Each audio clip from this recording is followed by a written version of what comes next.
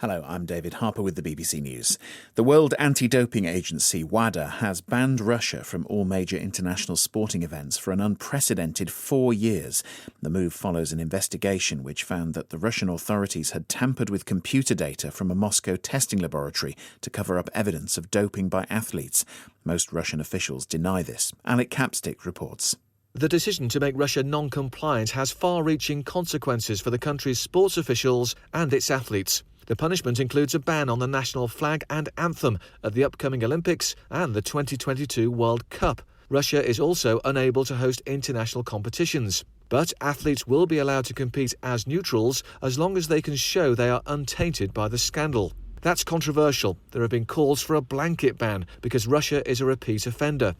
New Zealand police say they believe there are no more survivors from an eruption of one of the country's most active volcanoes, Fukari White Island, which killed at least 5 people. They say 18 people managed to evacuate, but that about 50 may have been on the privately owned island. Police say it is too dangerous to land rescue teams. The first high-level talks in 3 years aimed at trying to resolve the long-running conflict with Russian-backed separatist rebels in eastern Ukraine will take place in Paris later. It'll be the first time Ukraine's President Volodymyr Zelensky and President Putin of Russia meet face-to-face.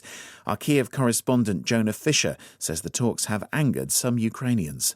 Mr. Zelensky, he won a landslide election earlier this year, and his headline promise in that election campaign was to really do everything to try and bring peace to eastern Ukraine. There will no doubt be difficult aspects of a deal if it does get that far, that some people in Ukraine will find very difficult to swallow. So I think he is aware that he is racing against the clock. There have been some demonstrations in Kiev against what might be agreed as part of these talks. Some people are calling it a capitulation, just the measures that were taken to get these talks underway.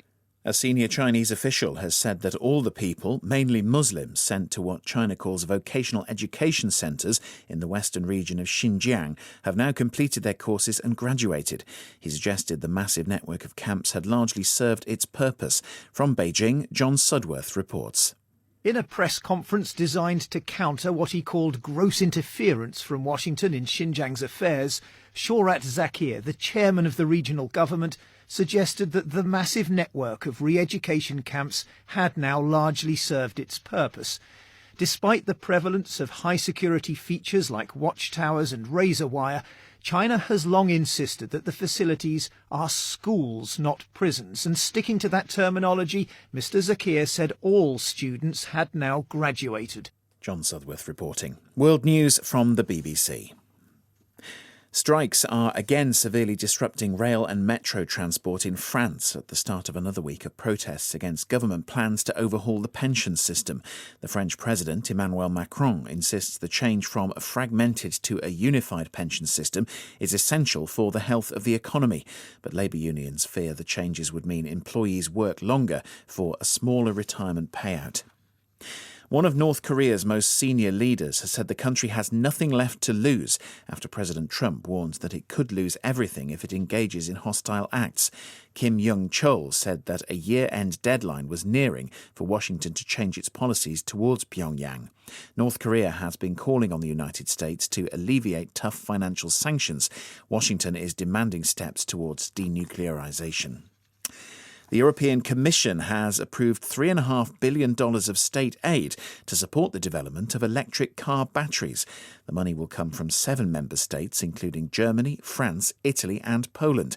Here's our Europe editor, Danny Aberhard. The European Commission is usually wary of state aid, but this is deemed a matter of strategic interest. In the wake of the diesel emissions scandal, Europe's car manufacturers have been ramping up investment in electric cars. But they're worried that dependence on imported batteries from countries such as Japan, China and South Korea will undermine competitiveness. Other factors also come into play. The EU's Competition Commissioner, Margrethe Vestager, said producing car batteries in Europe would create jobs and help a transition to clean transport. The governor of the Kenyan capital, Nairobi, has pleaded not guilty to more than 30 counts of corruption, including money laundering and receiving bribes. Mike Sonko is accused of making more than $3 million through unlawful activities. The court was surrounded by riot police after Mr. Sonko's supporters called for protests. BBC News.